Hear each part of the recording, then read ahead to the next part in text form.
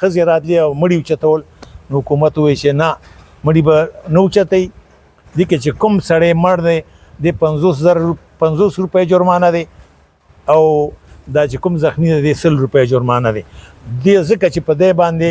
ګولۍ ورېدلي حکومت تاوان شي د ګولۍ قیمت یې واخیست نو بیا خلکو سره پیسې نه وي مړي نه اوچتېده باچا خان هلته نه سوال جواب خپلې ترور ته ووایي چې زما دا فلانې پټې خرڅ کا او دا پیسې ورکړئ چې دا مړي اوچت کړي نو د باچا خان پټې چې خرڅ شو په هغې هغه مړي اوچت شول او بیا د خلکو په کورونو ورونه اچولي دي او ډېر بلا مړي چې کوم دي دا جندي سین خوړلي دي او خیالي ته اچولي دي او شپږ نیم زره چې کوم دي دا زخمیانو خو مونږ ضروري ګڼو چې دلته کې کم عمومي عام تاثر او عام خلق نوجوان دی نو هغه د دې تاریخ نه خبر نه دی نو مونږ خبرې به کوو دلته چې کم خلکو کم مشران دا وخت نږدې نه لیدلی دی دغه وخت سره راتېر شوي دي ملک اطلس خټک صاحب هغه دلته موجود دي فدا محمد خان صاحب دی نو دا د پارټۍ هغه قیادت کې دي چې هغه ډېر دیرینه کارکنان نو دی نه به تپوس کوو چې بابړه شهیدان دا څه شی مونږ اورو خو تاریخ کې د دې نوجوان نسل ته څه معلومات نشته بسم الله الرحمن الرحیم ډېره مهرباني مننه شکریه چې تاسو راغلی او زموږ نه تپوسونه کوئ او حالاتو نه ځان خبروئ نو خبره بنیادي دا ده چې د پاکستان په تعلیمي ادارو کې چې کوم تاریخ پړاویږي دا د الف نوالې تر یې پورې دروغ دي دا په سکولونو کې تاریخ نه پړاویږي بلکې دروغ پړاویږي او دا واحد یو ملک دی چې دلته پرشتو پابندي ده او دروغ ویل چې کوم دي دا روا دي د وطن په ازادۍ کې د خدای خدمتګارانو چې کوم رول دی هغه په تاریخ کې پټ دی هغه نه ښیي زما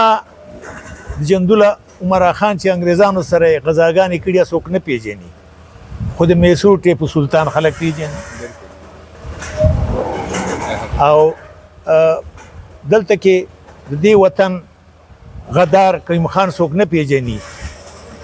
خو هغه د بنګال هغه هغه دوه هغه دغه چې ډېر یاد کړي عمران خان میر جعفر او میر صادق خلک پیژني او کریم خان دلته خلک نه پیژني نو بنیادی خبره ده چې پاکستان د جوړېدو نه والې تر نن پورې د پښتنو تاریخ چې کوم دی دا موږ نه پټ شوی دی دا دغه شوی دی غلا شوی دی او موږ ته دروغ پړاویږي او ما زه په دې فیسبوک باندې ما بل ورځ چا ملګري ویلي چې موږ خو دا په سکولونو کې نن سبا ډېرې نمبر راځي خو چې ټاپران موږ پیدا کړو خو آینسټاین او نیوټن ما پیدا نه کړو نو ما پکې دا لیکلي که کله موږ رښتیا تعلیم ورکړو او د دروغو نه توبهګار شو نو ډېر آینسټاین او نیوټنان به پیدا شي نو بنیادی خبره دا ده چې ما خو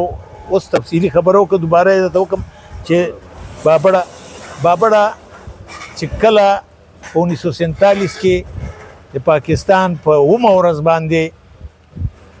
د پښتونخوا چې هغه وخت کې به ورته خدای خدمتګار وي د خدای خدمتګار حکومت گورنر جنرال محمد علي جناح ختم کو او یو اقلیت وزیر اعظم وزیر اعلی جوړ کو قیوم خان او بیا هغه داسې چلو کو چې دا ټول خدای خدمتګاران او د ټول ونیول او جیلونو ته واچول نو بیا په نن وخت کې زمونږ د صوبې مجلس عامله د هغه وخت کې به ورته جرګه وي د صوبې جرګه وه هغې فیصله وکړه چې مونږ به د خلاف احتجاج کوو چې دا کومې ګرفتارانې شوي دي دا کوم حکومت ختم شوی دی دا ایلیګل دی دا غیر قانوني شوي دی د خلاف به مونږ احتجاج کوو نو په هغې کې د بابړې نه د جومات نه روانېدلو او دا د پړانګو د جومات به ورته وي هغې ته تلل نو چې دی څه وخت راښکاره شول نو سالار امین جان مخې ته روانو هغه قیادت کولو او سپین ملنګ چې کوم دی دا جنډې په لاس کې نیولې وې جنډې په لاس کې نیولې وه نو د دې مخې په باندې مشین دغه و مشین ګنونه او توپې وې او فوجیان او ډوګرګان ملیشه وه څوک لږ خلک زمونږ ده نه شپېته زره خلک اوس 1,000 خلک او په هغې باندې سټیټ فایرنګ شروع کړ نو هغې کې دا سپین ملنګ چې کوم دی د په ډزو لګېدو او د جنډه نه غورځوله اخري چې غورځېدو نو بیا هم جنډه نیغه نیولې وه بل خدای خدمتګار رالو هغه جنډه اوچته کړه او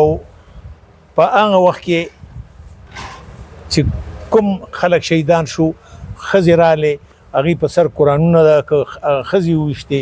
زمونږ د ولي خان ښځه تاجو بیبي پکې لګېدلې وه هغه بیا اخیري په ډیلیوري کې هغه مړه شوه د دغه ګولۍ د وجې او د هغې په خېټه 2 بچي وو او یو چې کوم دی هغه مړو او دغه زمونږ چې کوم دی اسفندیار خان دا مرزادي غازي دی د مور په خېټه غازي نو هغه وخت کې چې بیا زمونږ خلک ښځې راتلې او مړي اوچتول نو حکومت وویل چې نه مړي به نه اوچتئ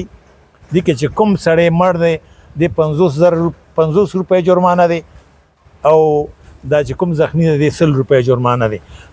ځکه چې په دې باندې ګولۍ ورېدلې حکومت تاوان شو د ګولۍ قیمت یې واخیسته نو بیا خلکو سره پیسې نه وي مړي نه اوچتېده باچا خان هلته نه سوال جواب خپلې ترور ته ووایي چې زما دا فلانې پټې خرڅ کا او دا پیسې ورکړئ چې دا مړي اوچت کړي نو د باچا خان پټې چې خرڅ شو په هغې هغه مړي اوچت شول او بیا د خلکو په کورونو ورونه اچولي دي او ډېر بلا مړي چې کوم دي دا جندي سین خوړلي دي او خیالي ته اچولي دي او 6.5 زره چې کوم دي دا زخمیانو خو د ډېرو زخمیانو چې کوم دي نو هغې پته نه لګېده ځکه چې خلکو به خپل دغه پټول خپل شهیدان او زخمیان ځکه چې هغه وخت کې 50 روپۍ وې نه په 50 روپۍ به جیره ځمکه کېده او په 100 روپۍ به 2 جیره ځمکه کېده نو دا چا سره وې هغه زمانه کې هغه وخت کې به ټکه وه یا دغه به وه پیسه به وه یا به دیله وه نو په هغه زمانه کې دومره زیاتې شوې دی او نن پورې د دې سانحې FIR نه دی درج شوی او نن پورې دا خبره د حکومت او د میډیا پټه ساتلې ده زبردست ګرانو کتونکو مختلفو ټایمونو کې مختلف کوم زمونږ سیاسي جمهور دی سیاسي قیادت دی سیاسي کارکنان دي د سیاست دپاره د وطن دپاره د قوم دپاره قربانیانې ورکوي خو د بابړې د شهداو د قرباني دا یو تاریخ کې منفرده قرباني ده یو منفرد لا مثاله پس سونو کسان هغه پکې لا دې ټایم کې نامعلوم هم دي معلوم هم نه دي او دا هغه چې کم شمېر مشران ښیي نو دا هغه دي چې هغوی مخې ته راغلي دي او د هغې جرمانه ادا شوې ده به هر حال د بابړې شهیدان د هغوی نن نوم د هغوی په تاریخ کې لیکلی شوی دی او مسلسل دا اواز اوچتېږي او د هغوی د FIR هغوی ته د انصاف او نن منفرده خبره دا ده چې میا صاحب دلته خطاب کولو نو د بابړې شهداو د هغه کورنو او د هغې دپاره یو منفرد اعلان وکړو چې کومو کسانو شهادتونه ورکړي دي قربانیانې ورکړي دي نو عوامي نیشنل پارټي به هغه خاندانونه او هغه خلک نازوي اجازت غواړو د الله پاک مهرباني ډېر